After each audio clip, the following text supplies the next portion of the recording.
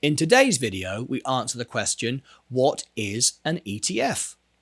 These special broadcast videos replace our normal live opening and closing bell shows, as it is my vacation time, or as we say in the UK, time to go on a holiday, sit on the beach and have an ice cream.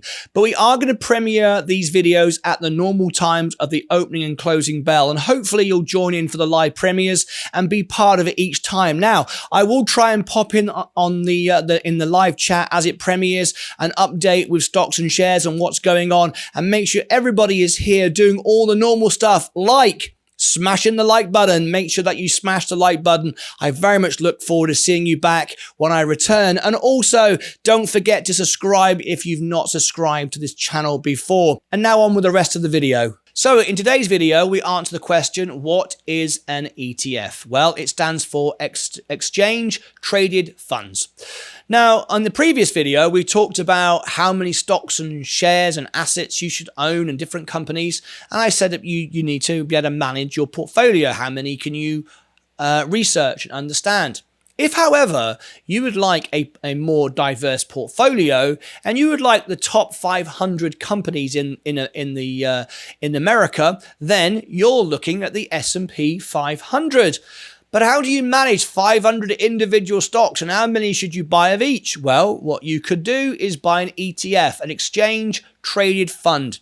It's a basket of all the top 500 companies in America. And it's not a bad strategy. In fact, Warren Buffett said it's the only stock you ever need to own. Why? Because over the last 90 years, it's always returned a great return. You reinvest the dividends, it's solid, it's reliable, and the best brains in the industry, the financial industry, if there are any best brains, because everybody gets it right and everybody gets it wrong at some point, have used their knowledge and their due diligence and their research to put together a balanced set of stocks, equally weighted in a certain balance to give you a reliable return over time. So if you'd rather not individually buy stocks and shares and worry, you could simply continue buying one asset only, the S&P 500. How do you buy the S&P 500? Well, you buy it through an ETF. And there are several to choose from. For me, the two that stand out the most are SPY. That's the most popular, as the biggest volume, the highest volume, however, and VU. I prefer VU. Why do I prefer VU? Well, for the simple reason, first of all, they are both exactly the same. With the minuscule differences, they are essentially the same thing. The top 500 companies, Apple being right at the top there, and Tesla and Microsoft and Google, and they all have different percentages. So as the company list goes down, the companies at the bottom of the list have 0.1% or whatever. It gets smaller and smaller, and Apple right at the top as the highest. But whether you buy VU or SPY, it works out about the same. They've got the same principles are applied. They are different because they were created at different times, so that the price is slightly different because they were created at different times. That's all, but very, very similar. SPY, however, has a higher volume and slightly more popular for traders who are in and out actively.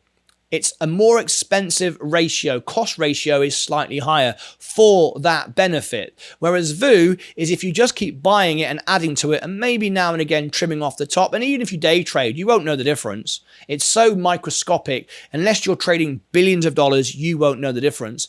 I prefer VU.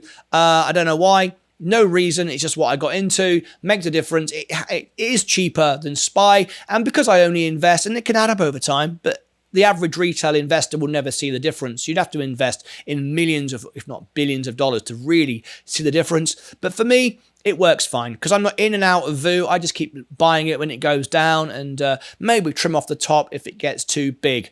So what is an ETF? It's an exchange traded fund. You can find many industries that have ETFs. Maybe you like a healthcare ETF. You love healthcare, but you don't know which one to pick. Or maybe you love technology, but you don't know which company best to choose. You can buy a basket of companies and forget all about it because you've now got a relatively managed fund managed by people who know far more than you do, without the stress, without the drama, Maybe that works best for you. So what is an ETF? It's an exchange traded fund, a collection of your favorite stocks, whatever that genre might be, and it allows you to have a diverse portfolio which pretty much guarantees a long-term investment will always pay off without the headache and the stress. And Warren Buffett said, if you only own one stock, own the S&P 500. That's what an ETF is. For the next video in the series, make sure you click up here and join me for another live premiere until I return from my holiday. So I hope you enjoyed the video. I very much look forward to seeing you back live again. Did you leave a comment below the video? Did you engage in it on the live streamer? Hopefully you did. And did you remember to like the video? Very, very important. And if you did enjoy this video and you would like to highlight your comments below, you can actually click here underneath the video and leave a comment and do a super thanks if you want to highlight your comment. I very much appreciate you doing that, and it will highlight your comments and I will reply to everyone's comments. I very much look forward to seeing you back on October the 31st. Until then, thank you very much. Take care of yourselves and each other.